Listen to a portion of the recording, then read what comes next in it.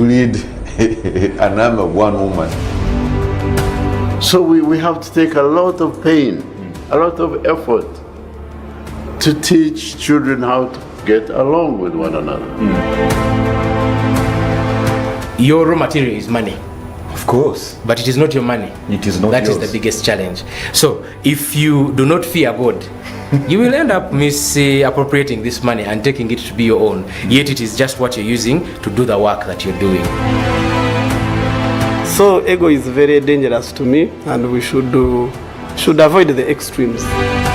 This program exists to equip, challenge, and empower men to expand their family leadership capacity for national transformation.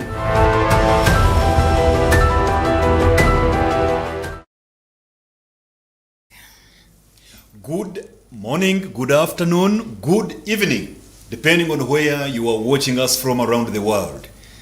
This is the Inspired Family Leader program with Samuel A. Bakutana, your host, a certified executive coach, an award-winning leadership consultant, global speaker, and author. The CEO of Inspired Leaders International, which is an international leadership development firm that empowers leaders to transform nations, and your provincial Fathers Union president. What a joy to have you tuned in today. Have you ever heard somebody being told, a man being told, what kind of a man are you? Have you ever heard some male being asked, so you think because you put on a trouser now you are a man? Or have you ever heard a brother, a father, some nephew somewhere being asked, when are you going to be like so-and-so's husband? Today we have an interesting topic we are dealing with, and that is none other than the high cost of performance masculinity. The high cost of performance masculinity. You can as well call it performative masculinity, but for today we will call it performance masculinity.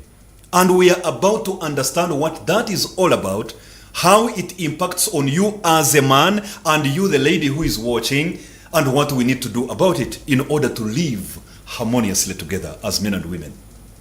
With me in studio to unravel the intricacies of this important conversation is none other than Madam Christina Angela Ntula, who is the founder and executive director of Malachite Centre for Mental Health. She is a mental health specialist, and she's going to be telling us a little bit more about herself and the work that we are here to talk about. You're very welcome, Christina. First of all, I want to be able to introduce myself like that. You're very welcome. So I'm coming for a coaching session. Very welcome on board. Yeah, thank you. I am excited to be here. Thank you for having me. It's a pleasure to have you here today. Yeah. How have you been? And this is not a greeting, it is a question. How are you?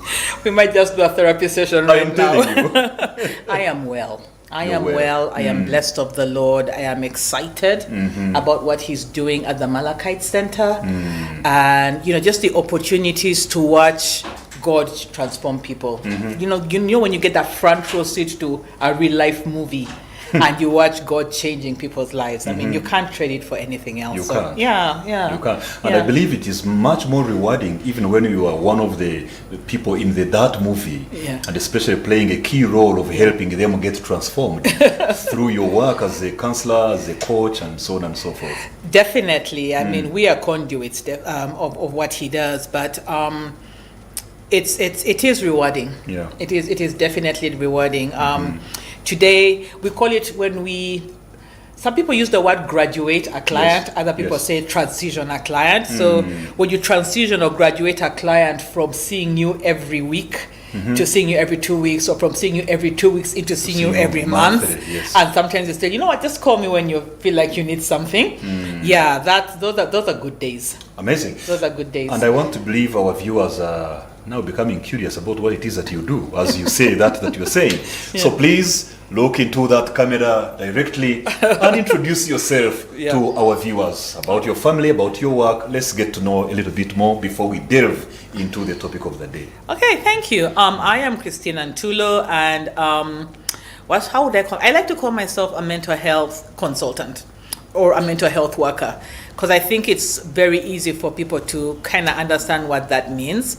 I've done mental health all my life since I graduated from uni way back in 1979. So you can kind of guess how old I am. I understand it's the thing that I know how to do best. You wake me up in the middle of the night and I can talk mental health without skipping a bit. So I've been privileged to lead organizations in Uganda, on the continent, that have spearheaded some amazing things around mental health, like, building our community mental health system, which in Uganda actually works pretty well. Contributed to writing of our new law and our policy. Recently contributed towards, building a community-based therapy system. So first working with basic needs, then working with strong minds, and now just really privileged to be, working at the Malachite Centre, setting that up, founding it, and this time we are focusing on individual therapy. Okay. We are also concentrating on secondary schools, though we haven't launched that out significantly yet, but secondary schools is our next target. And also we run a very vibrant workplace mental health program. Awesome. Yeah. Thank you for the work well done. Yeah, we blessed a lot. Yeah. So here is where they say the rubber hits the road. Performance masculinity. Performance masculinity. For our viewers to be on the same page with us, please first go ahead and help us understand, how do you define performance masculinity? How do I define performance masculinity, or how does the world define performance masculinity?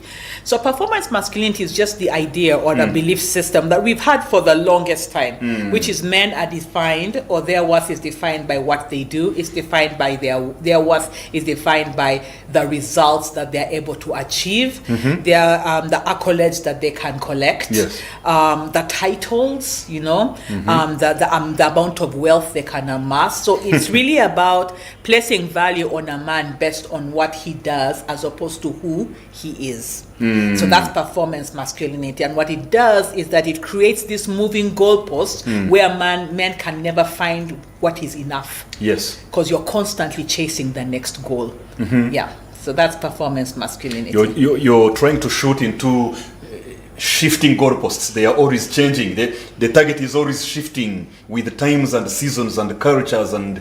Yeah.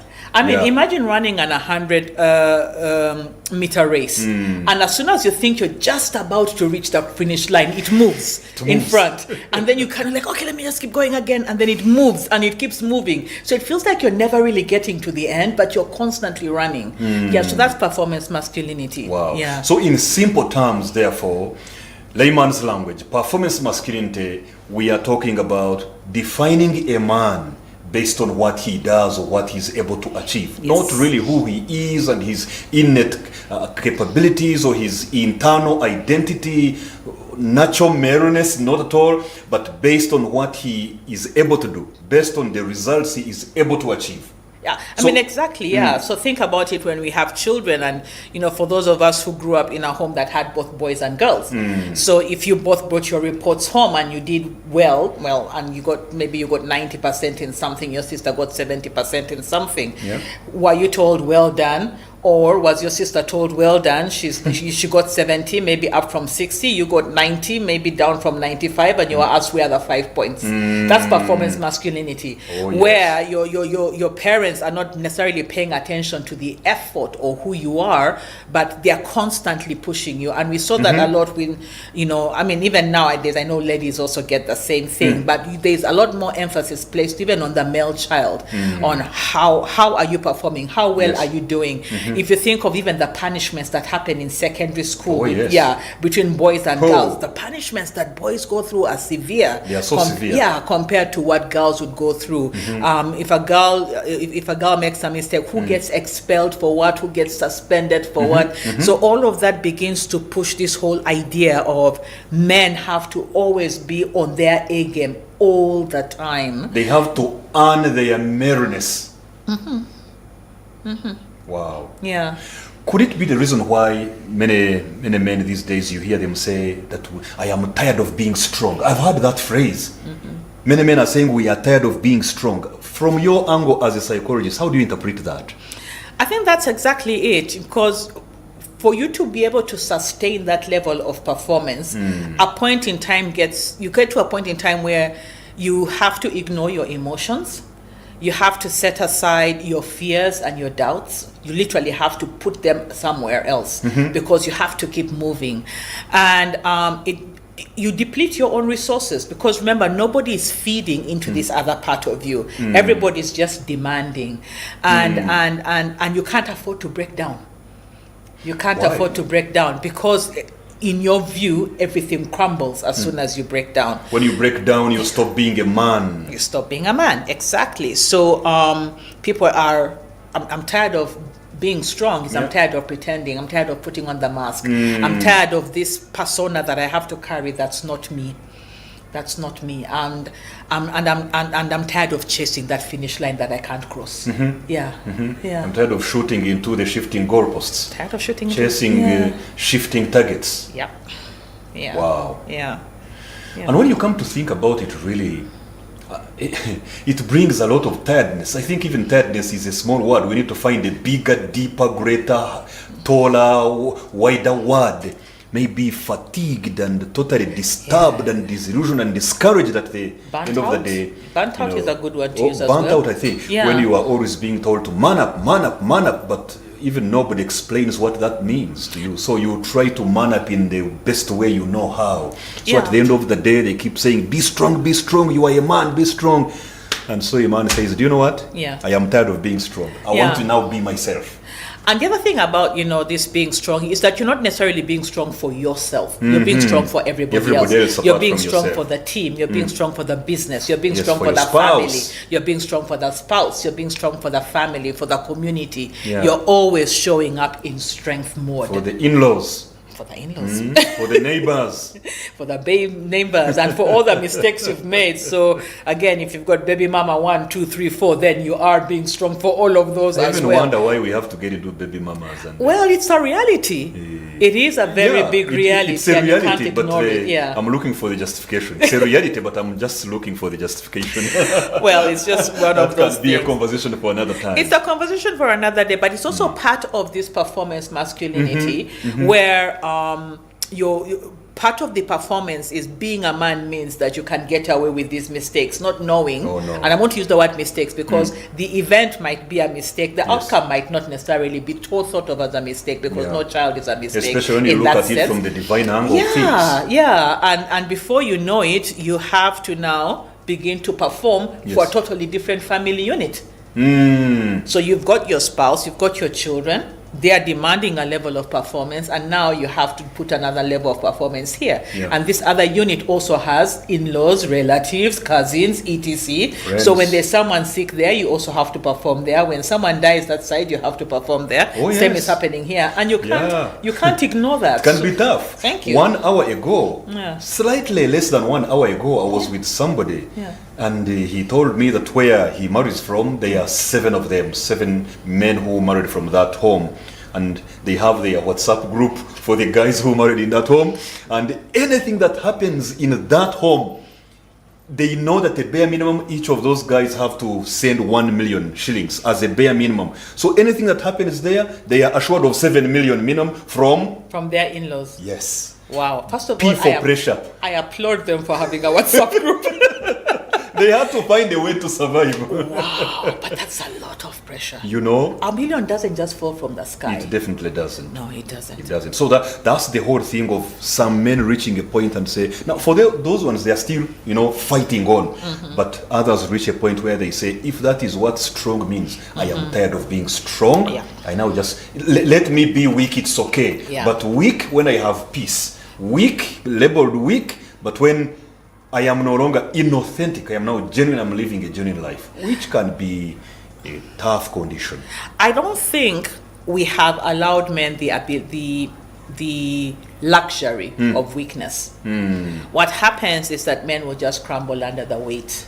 So we'll see people struggling with depression, which will turn into alcoholism. Yes. We'll see people struggling with disconnected social relationships, which will turn into withdrawal and self-isolation. Exactly, which becomes workaholism. So people are in the office until midnight. We'll have They're taken to be hard workers. They're taken to be hard workers, never leaving the office, but what they are actually avoiding is the tension that's at home, where you're constantly being asked.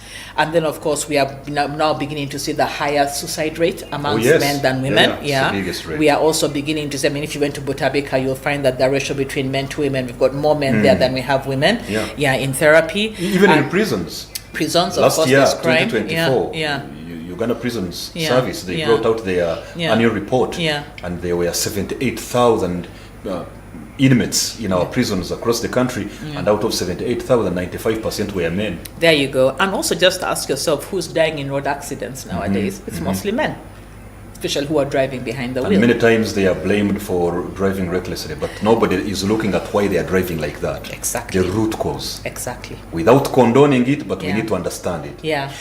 Now, that leads me to asking curiously, this performance masculinity that we are now talking about, could it be a factor in the new phenomenon of having men who are strong yet also very lonely? Is this one of the factors that can explain that? I think to say strong and lonely is kind of like an oxymoron. It is. It's quite paradoxical. It's ironic. I don't see how the two of them go together. Yeah. But yes, men are coming into the counseling room. Of course, it's not the first word they will use to describe themselves, because to admit that you're lonely is a sign of weakness. But when we explore and have conversations and go into, what's going on a bit more, once the man or the males that I work with especially, and I know the rest of my colleagues would say the same thing, is that once they are comfortable to be able to open up, then that word does show up. In the word therapy lonely room will show up. Actually, it is like I would expect it at some point in time in our conversations for a man to use the words "I am lonely." It doesn't matter how I am surrounded by people every day, but I am lonely and I feel invisible. So those are two words that I hear quite often. Lonely and invisible. You hear that a lot in your counseling sessions with men. But this is the man who the whole bar calls chairman or boss. Oh yeah, general, chairman, exactly. Honorable. Yeah, this is the guy who's constantly leading fellowship and prayer meeting at church. This is the guy who, just won the accolade last year of best something at the office, hit his targets. Exactly. This is the businessman who's opening up a new branch, right? Yeah, and who's, and everybody's thinking of his business as the next big thing. This is the pastor whom everybody comes for anointing and laying on of hands. Yeah, and yet he's using the word lonely to describe his situation and invisible, and that's very sad. So externally, the man looks very strong, he's performing, he's acting it out, looks strong, is applauded, but within him, he is lonely and invisible. And he feels invisible. That's why we have to realize that there is a difference between loneliness and aloneness. Yeah. So you may be alone and not lonely. Oh, definitely. You may be with so many people and you are so lonely. Yeah. Yeah. Wow. Yeah. That inability to connect deeply with people, that's loneliness. Inability to connect with people. Is it a skill? Is it a circumstance? Is it a trait, an attribute? Is it genetic? Is it socially engineered? Is it conditioning? Inability to connect with people. Yeah, think about it. From the time you're a child, you're being told you can't cry. You're being told men don't cry. You're being told man up. You're That's being why told you're in sometimes I charge. doubt my manhood. Because for me, when I want to cry, I cry. You just cry. I don't know. Well, please go ahead and keep on crying. Crying is good for you. It definitely. And not just good for me. Yeah. I believe it's good for my wife. It's good for my children that I cry. Definitely. And you walk around without a heavy chest, right? Yeah. There's many men who will tell you that they walk around with this stuck mango or potato in their chest and this weight, that can't go away. And that's really tears that need to come out. But what I was trying to say is, and I have lost my trail of thought. Why is it that men are lonely? So we've grown up. You Yeah. grow up telling this man that he needs to show up, he needs to man up, he needs to sacrifice his own emotions for the greater good of the family, for the friends, because you know we don't snitch on one another. So you bullied me, but I have to man up and take it in. You stole my things, I have to man up and take it in. You abused me. You abused me, I Yes. have to man up and take it Yeah. in. What do you mean the teacher called you what? You're a man, take it in. So so during that process, we erode the ability of men to identify with their emotions, to name them, and Connect with to and of course, because now once you can't do that and you don't have an outlet of people who you talk to, you don't know how to describe these things. So you have to now begin to pull back, because the narrative you want to have with somebody, or the discourse you want to have with somebody is, I feel this, but you have been denied that access to do that. So what happens? You suck it in, and then any conversation you can't have with a significant other around your emotions becomes transactional. What am I buying you? What am I getting out of you?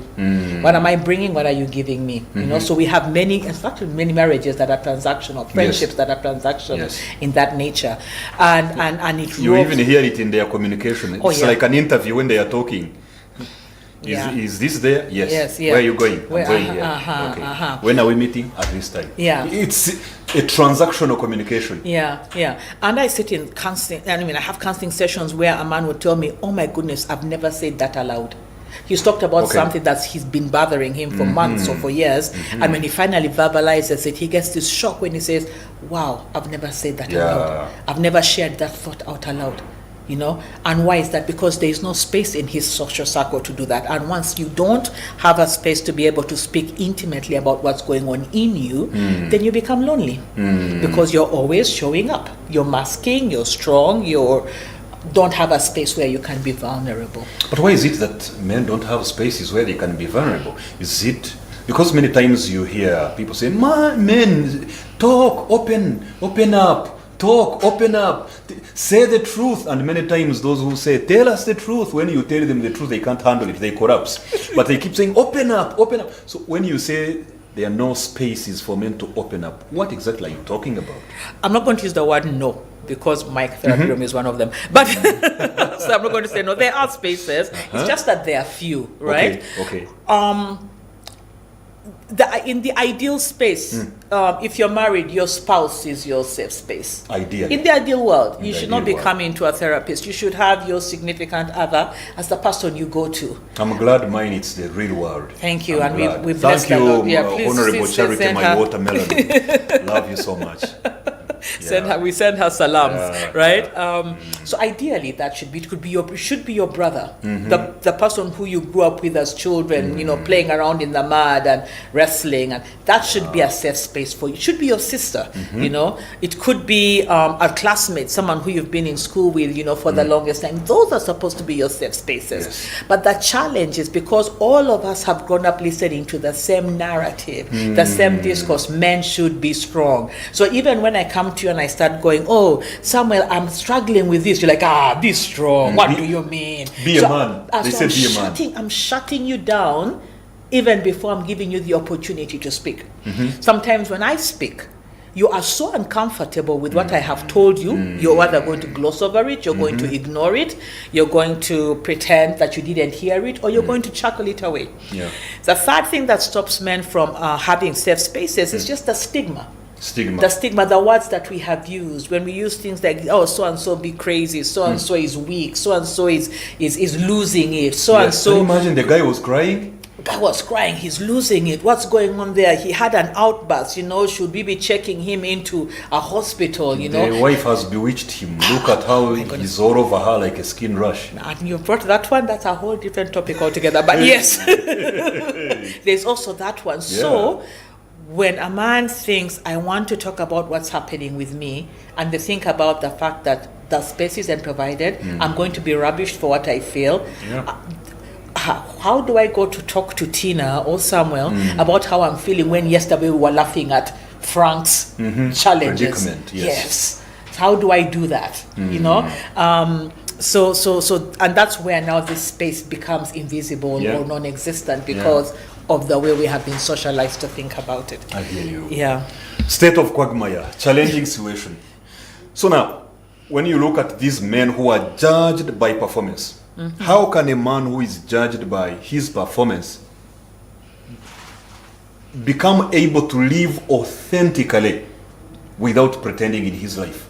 Because everywhere he goes, he's judged by what he's able to do, the results he's able to produce, not who he is. Yeah. So that kind of a man, how can he be able to live authentically and not pretend all over the place? Yeah.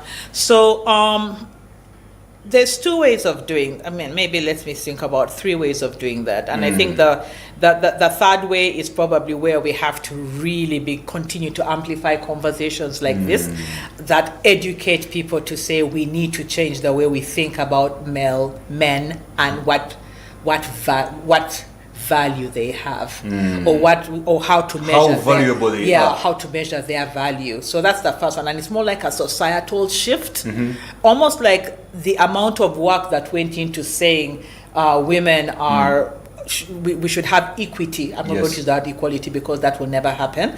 No. Say that again. What I've just said. Yeah, I'm just. We use equity. Equity and not equality. Equality. No, it can't happen. We are very different beings. And I'm not going to win. Some people are going to stone you. No, they shouldn't, because it's the truth. Our brains think differently. Just biologically, you and I are different. Of course. My brain, my nervous system, my reproductive system, my endocrine system, my bone structure. Even fraternal twins, they are different. Exactly. So it's equity, not equality. It's equity, not equality. We better find another time and we come here and we just have a question on that alone, Christina. I'm taking note of You've that. even put it down. Oh my goodness, I just shoot myself in the mouth. But anyway, so where am I coming from? So just like we've had all these conversations and they've yielded fruits. I mean, I'm here talking to you, right? That's fruit from that conversation before, where we were like, the girl child needs to be able to have opportunity. The same amount of energy, maybe even more, that went into that conversation needs to go into the conversation that, come on, we need to think about different ways of valuing men, or more authentic, real ways in which we measure the value of men. So it's all about behavioral change society. On the home front, we need to start as parents demonstrating differently. So I love when you've said that, you'll cry and your children be like, oh my God, daddy's crying, what's going on? And then you say, look, it's okay. I mean, I've lost somebody, or I've had a disappointing day. Before the mic, the deepest, the farthest I can go is looking really sad on the face, crying. I go to the bedroom. Well, the thing is that they've seen sadness. Yes. They've seen you sad, they've seen you frustrated, they've seen you angry, but they've also seen you recover, and they've seen you come back to them and say, I'm sorry, I yelled at you, right? Or I'm sorry, I should not have said that. Even to them, I say sorry to them when I'm wrong. Exactly. So we as parents have to demonstrate, especially to our children, both male and female, because remember, the male child is brought up to think that they constantly have to be performing. The female child is brought up to marry a man who is always performing. Okay, so the girl is never having to perform. Well, she does, but she's brought up to look for a man who's performing, and So you find that then the pressure. So we have to change the way in which we run our homes, the way in which we socialize and bring up our children, and then on an individual level, we now need to start teaching men to redefine their value based on what God says. Redefine their value based on who God says they are. Who God says they are. Yeah, and I think there is no other way to say that. There absolutely is no other way to. I mean, I could begin to think of other ways in which you can define it and say, okay, think of your personality, your blah blah blah, and sometimes when you're doing secular counseling, you will use that route. But the truth be told, what does God say about you? Who does God say you are? And He is the only one who can tell you what your value is. Because He's the maker of this equipment. He knows how this equipment works. And that's it. There is no other conversation other than that. Anything else is sinking sand. So if we can begin to change that conversation, then I look at a man differently, and I look at just like a way I look at a fellow woman differently. I see a fellow brother. I see a brother in Christ who also struggles, who achieves, who fails. But at the core of this being is the fact that he's carrying the likeness of God. Yeah. Image and likeness. Image and likeness of God. Just like I am carrying the image and likeness of God. And when he puts all of us on earth together, he's expecting us to demonstrate unity, right? The same way the Godhead does. So that's the conversation that needs to shift. That's the conversation that needs to shift. And once we begin to do that, then I become conscious of what my role here on earth is, what your role here on earth is, and understanding that each of us are participating in kingdom building, but we have a different place in which we're expressing our dominion, but we are all led and measured. And that is why even Jesus told people, call me Lord, Lord, I don't know who you are. I want the state of your heart, right? Don't just worship me with your mouth, with your lips, exactly. but want to have your heart. Yeah, and once we can do that and learn to value ourselves, then we can love one another.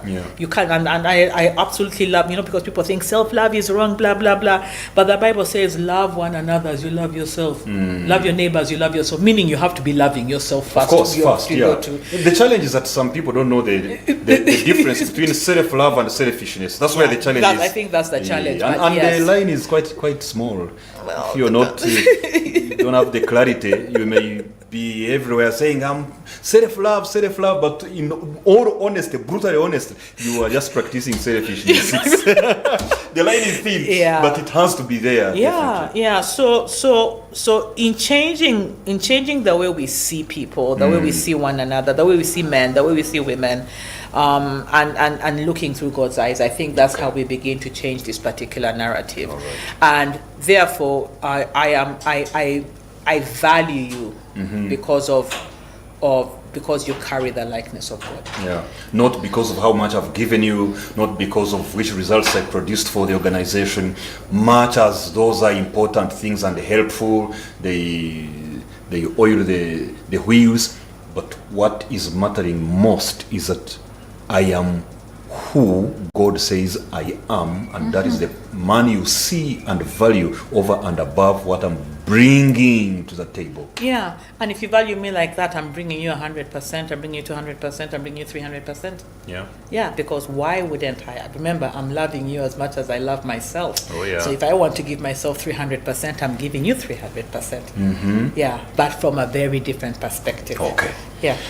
So, ever since we began conversing here, what is coming through a lot is that when we say performance masculinity, we are simply talking about a man of results. We are talking about a man who is defined by results. Now, we've already seen that as a result of that kind of conditioning, like Ivan Pavlov talked about classical conditioning, as a result of that societal conditioning of manhood that is based on the results, we have seen that many men are still feeling so empty, still, feeling unseen and so on and so forth. And I would like you to speak to that man of results, who is busy producing results, buying that plot of land, putting some rentals in place and so on and so forth, but still feels unseen and empty. Help him know, how can he find help? We first have to go back to the conversations that taught you that is how you define yourself. That self-recognition, self-validation, self-worth comes from what I do as opposed to who I am. And most of the time, those conversations happen in our childhood. Yes, they do. Yeah. And sometimes they can happen through, well-meaning parents who feel like they're motivating you to do better. So they'll be like, well done, but next time bring back that 90, and well done. And of course you can motivate your child like that, but your value or your love for them should not be pegged on what they have done, but on who they are. I think for us in Uganda, what's unique compared to other countries is most of my age mates, probably people who are in their upper 30s going into their 40s, 50s, we are the people who grew up during the HIV scourge, the LRA war, etc. And many of us were not parented in homes where we were valued. We were parented in homes where we were tolerated. You are not celebrated. You are not celebrated. You are tolerated. You are endured. You are endured because you are the child whose parents died, so you are moved into a home. You are the child who had to make space for 3 other cousins to come in because they had lost somebody. You are the child who grew up in the IDP camp where, my goodness, you're in Kampala now, and even you sometimes you pinch yourself to say, I made it. You know what I mean? Yeah, because it's so far removed from where you started from, right? So given that and now we are the ones who are parenting the next generation based on how we were parented, or based on what we didn't get. Yes. Oh, I hear that a lot. Yeah. You hear somebody say, I didn't get this, my children must get it, but then you go into overdrive. You're in loans, you're in debt, you're in what, but you're just... Yeah. So we have to go back to that place where the conversation began, that this is that what man values. who is a man of results but feeling empty, to find help, he needs to first reflect. Where did all this start from? How did I get to learn this that I am practicing? That I'm practicing, because that's the foundation. So when we go back there, we then now begin to change that internal narrative that says, oh my goodness, what I was told was wrong. It's not, I mean, it might have served me to get through school, but it is not beneficial anymore. If anything, it's isolating me farther and farther away from people, this whole performance thing. So when we do therapy, that's where we go back. We go back to that place when this narrative began to be interwoven in you, and we then ask if we're doing biblical-based therapy. I don't say Christian counseling; I say biblical-based therapy. When we're doing biblical-based therapy, then we go to the Bible and say, what does God say about you, and how do we undo this narrative? If it's secular-based therapy, then we are using the other tools, and we're saying, okay, let's shift this narrative so that it becomes more serving. So it's called what we call reframing, reframing the conversation and reframing the and so once we do that, then we are able to help this. It's almost like shifting scaffolding of a building so that it stands upright, right? Or it's almost like putting a cast so that a bone gets set. It's almost like, think about it like that if you're to use your imagination. And once we begin to do that, then we begin to you can begin to undo over time these things that you have held on to, but now you also have markers in your mind to go, ooh, as soon as I start to think like this, I've gone into a need to satisfy self. I need to recognize self. I need to validate self. When I'm over talking in a meeting, I am now validating myself. When I am dominating a conversation at the bar or in church or at fellowship, I am now dominating. So I'm learning to step back because I can pick it up. Self-awareness. I can pick it up because remember, everybody else around you is not in the therapy room, so they don't know what's going on with your journey of healing. So they might not tell you, unless of course you ask someone to be accountable, right? So you're open to feedback. And open to feedback. So we ask that, and people who have worked with now begin to recognize it very quickly. And normally within 2 weeks, actually, people come up to me and say, oh my goodness, guess what? I picked it up. I saw myself rushing. I saw myself seeking that validation. I got, I saw myself almost signing out a new loan. I saw myself and I was able to stop myself and go, do I really need this? What's this going to serve me? Do I need this extra plot again? So actually what I'm hearing are things like seeking help from professionals like therapists and counselors. I'm hearing something to do with the doing intentional reflection about life. I'm hearing something to do with going back to the foundations of where we began from to learn these things and being intentional on changing the internal conversation that will impact on the external behavior. Exactly, because it's that internal conversation. If it doesn't change, then you continue. You have to be able to put a full stop to it and say, from today onwards, I'm taking a different route. Do you think that these kinds of men can also find help from some peers? If they are switched on, yes. Switched on meaning what? That's figurative. Let's make it literal. I think I've spent too much time with 20-year-olds. I mean, if your fellow man understands that that's what's going on with you, then yes, they would be of help because they can stop you and say, why are you buying that next piece of land? Why are you chasing after that next woman? Why are you signing up for a new responsibility in church? You already have 5. Why are you signing up? Why is it that this is your 7th job in the last 10 years? Well, that could also be it, or you know, or why is it that when was the last time you had dinner with your children at home? You know, so if you have a friend who can ask you those questions, well and good. That and would probably be helpful also as some well. social groups where people come and talk sense. Yeah. Men's groups, fathers Yeah. union, and so on and so forth. Yeah. Okay, so what's the cost of this man not going out there to find that help, even when he is dealing with emotional disconnection and mental exhaustion? If he doesn't take the initiative to go and find this help, what's the cost? What is at stake? I mean, depression and anxiety, definitely. Depression, anxiety, alcoholism, which probably ends up with suicidal thoughts. Yeah, it always goes downhill after that. And those are the worst case scenarios. But before he gets there, he will definitely begin to feel some symptoms. So some of the symptoms that you worry about when you're in that state are, what's your gut telling you? Do you have IBS? IBS is irritable bowel syndrome, gastric reflux. What has your stool like? What is your gut telling you? Is it healthy? You'll have this pain that never goes away in your body, so you're constantly massaging, saunaing. You know, those people who do that. You know, I always have questions like, man, And the what's saunas going- and the steam, the men are the one who are. So you feel have there. this false thing that you're thinking that you're actually correcting something when you're not. What else will you have? Headaches that don't go away, so you're always popping some kind of painkiller. So your body is telling you we are not happy. Yeah, And you're- the body talks. The body Oh, very, speaks, very loudly, communicates. very loudly. But what's happening is that you're just looking for a friend to tell you that, oh yeah, it's malaria, but you know, just put in the cannula, get another injection, and move on. Your behavior will change. You know, you're going to have a change in appetites. What are you craving? The sugar foods. You're craving the alcohol. Your sleep pattern will change for sure. You'll be falling asleep at night and waking up in the middle of the night to count all your neighbors coming home, or you're going to get into bed and sleep doesn't show up, right? Your sex drive will tank. And when Yeah. you say that, men want to know what they can do quickly to ensure the situation becomes better. I mean, you should do that. Maybe it's their number one motivator to make sure you solve Somebody said if you want a man to eat something, Yeah, just tell him it has an impact in the other corner of the Impact. bedroom.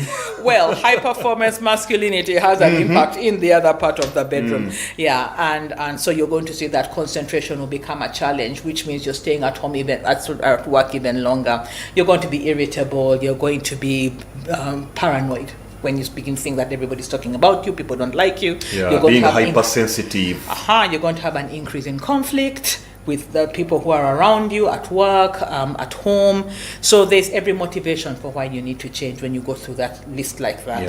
All that because you didn't go out to seek for the help you need. And then, of course, that then culminates into the disorder. So that's when now we say depression is an illness, anxiety is an illness, alcoholism and other substance use comes in, and all sorts of other challenges can follow, including burnout, because now burnout is a recognizable illness. Even loneliness has now made it into the diagnostic statistic manual as a disease.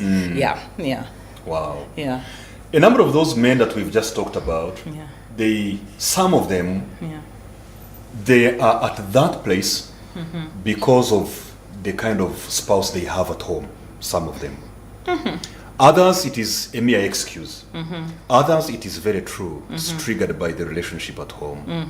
So regardless of whether it's triggered by the relationship at home or the relationship at work or the community or society conditioning, regardless of all that, what's your message to the wives who have husbands who are dependable, reliable, but those husbands feel they are used and disposable? What message do you have for the wives of such kinds of husbands? Well, I guess, is that how you want to be treated? Say that again? Is that how you want to be treated?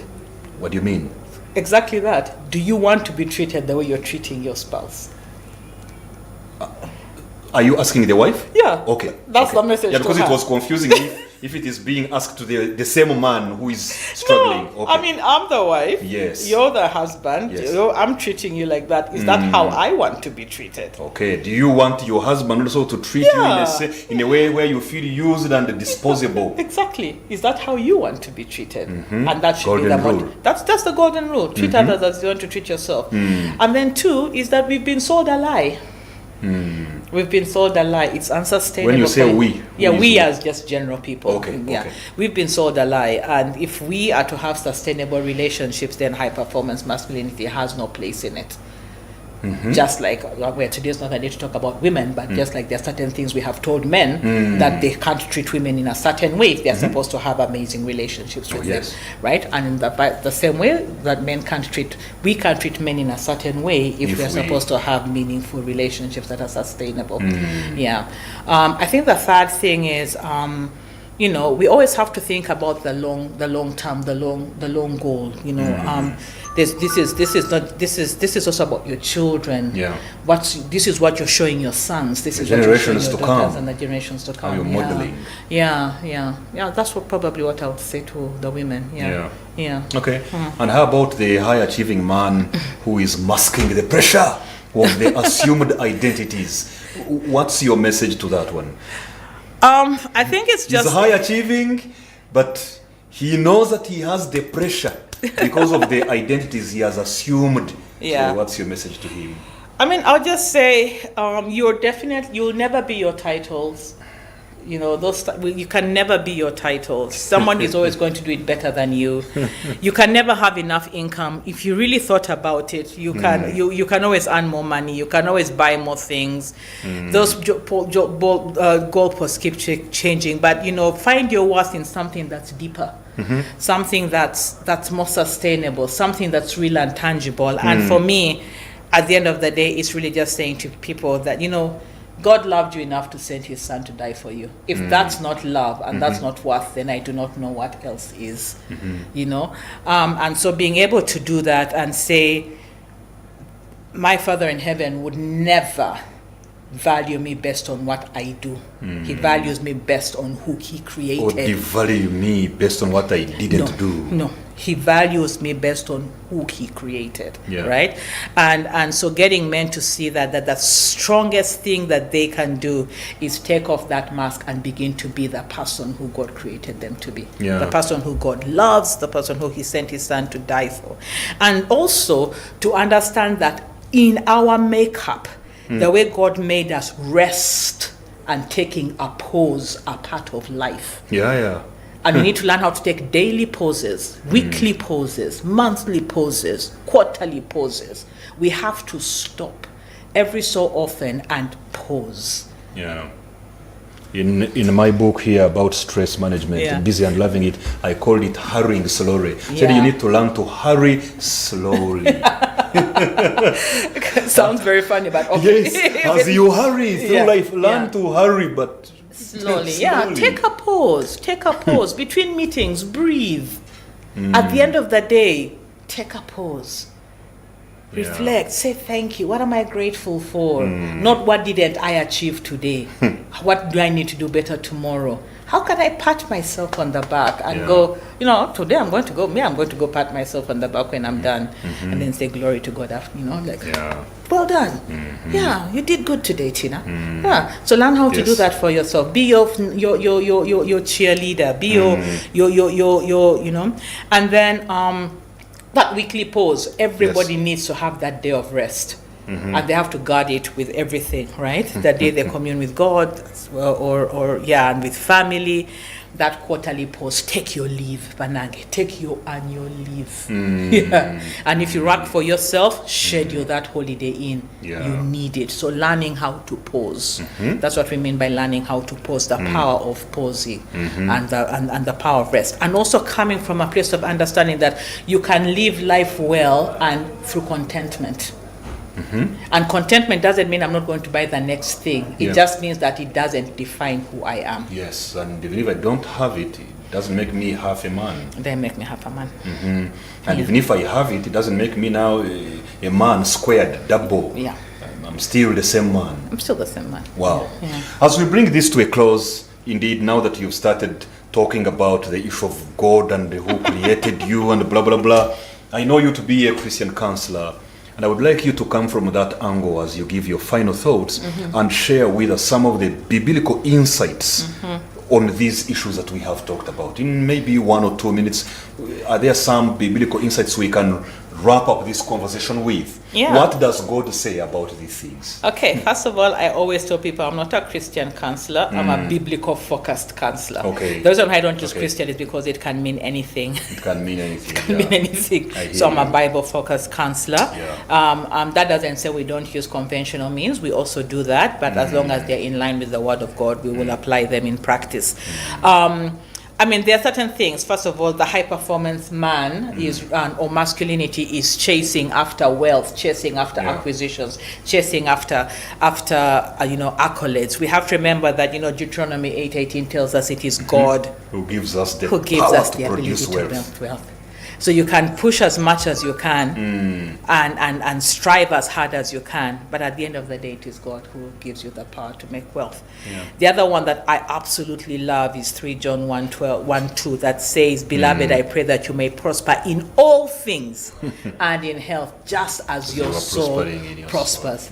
What is the big statement there? Holistic growth. Starts with what? Your soul prospering, Yeah. then you can have that in health and all things, Yes. because it's just as your soul prospers. And your soul is your emotions, is your thought, and your decision-making abilities. So if you are prospering in your emotions, in your thoughts, and in your decision-making abilities, then you can prosper in the other things. Many times people think that the other things come first, then the soul prospers. No, it's the other way around. Putting the cart before the horse, the horse before the cart. Yeah, and the other one that I absolutely love is also 1 Thessalonians. It says, "May God himself, the God of peace, sanctify you through and through, and may your whole spirit, soul, and body be kept blameless before the coming of Christ." Body, soul, and spirit. Body, soul, and spirit. Be kept blameless. And here the whole point is that a balanced life is important. Yes. And you should not do anything that jeopardizes the other thing, whether it's your body, whether it's your soul, or your spirit. Yeah. Of course, we know that we have been given everything that we need for life and godliness, and this only comes through our knowledge of Jesus Christ. So if you want, there's not God, the issue isn't whether we will be rich or we will have all of these things, but the issue is that it should be based in our knowledge of Jesus Christ, right? Wow. Who has called us into his glory. And then finally, I would say, "Come to me, all you who are heavy laden." Matthew 11:28. Matthew 11:28, right? "Come to me, all you who are heavy laden, and I will give you rest." Yeah. So if anybody is kind of like, feel struggling under the weight of the performance, there is rest. And that rest is what then begins every other verse that I have just read. Because now I am creating wealth the way God wants me to create wealth. My soul is prospering so that I can have the other things, right? Yeah. And it's already provided for. Yeah. It's all provided for. It's a finished work. It's finished work. Amazing. Yeah. Amazing. Thank you. Wow. In the world where I come from, after these kinds of thoughts and this kind of conversation, somebody would say, "Put your hands together and appreciate Tina," and the whole house would clap. I really want to thank you for these very important thoughts that you have shared today, with clarity, with soul, with passion, and clearly you are sharing from your heart, not just from your head. This is not about information, really. I see you as somebody who is pushing transformation, and I really would like to appreciate you We so bless much. God for that. Yeah, Thank so you much. so much. Yeah. Ladies and gentlemen, and especially you, the gentlemen, you've heard we've talked about the high cost of performance masculinity.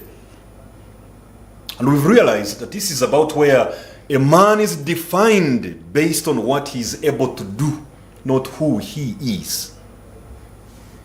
We've realized that it brings a lot of stress, a lot of pressure, a lot of fatigue and burnout, to mention but a few. I don't know whether you were taking notes or not. For me, I was. I don't know what your takeaway is or your take home, but for me, there are 7 things. Number 1, my validation should come from who I am, not what I do. Number 2, my take home is I can never be my titles. I can have the titles, I can earn the titles, but I can never be my titles. Yeah. I am not my titles. Thank you for calling me His Excellency, my dear members of Fathers Union, but I cannot be the title. I am who God says I am. And number 3, my take home is that I need to find my worth in something that is deeper. I need to ensure that my identity is anchored on a stronger rock, so that I won't be tossed here and there by every wind of doctrine and teaching about masculinity. And number 4, my take home is that I need to take off the mask and start to be the person that the Creator created me to be. Take off the mask. Take off the mask. Number 5, my take home is that I need to learn to pat myself on the back and be my own cheerleader, even when people around me may not be in a celebratory mood towards me. I need to be able to say, Samuel, well done today. You did it. Even if nobody told me that I did it well, I need to learn to be my own cheerleader. And second last, my take home for me is that I need to learn to pause and rest, and look at rest as a very important component of my wellness and well-being, and not look at it as a form of laziness. It's important for me to pause and rest, to hurry, but do it slowly.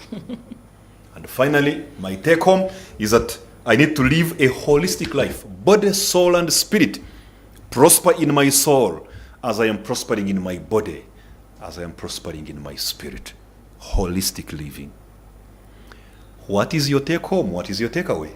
Whatever it is, just know that you are not what you do. You are who God says that you are. This has been the Inspired Family Leader program with Samuel Bakutana, your host, with our wonderful guest, Madam Christina Angela Ntula. Till next time, remember to live exemplarily. Remember to love authentically.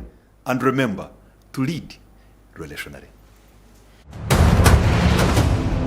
Just one wife. That you need the leadership skills of a general. Yes. To lead an army of one woman. So we have to take a lot of pain, a lot of effort to teach children how to get along with one another. Your raw material is money, Of course. but it is not your money. It is not That is yours. the biggest challenge. So if you do not fear God, you will end up misappropriating. Challenge and empower men to expand their family leadership capacity for national transformation.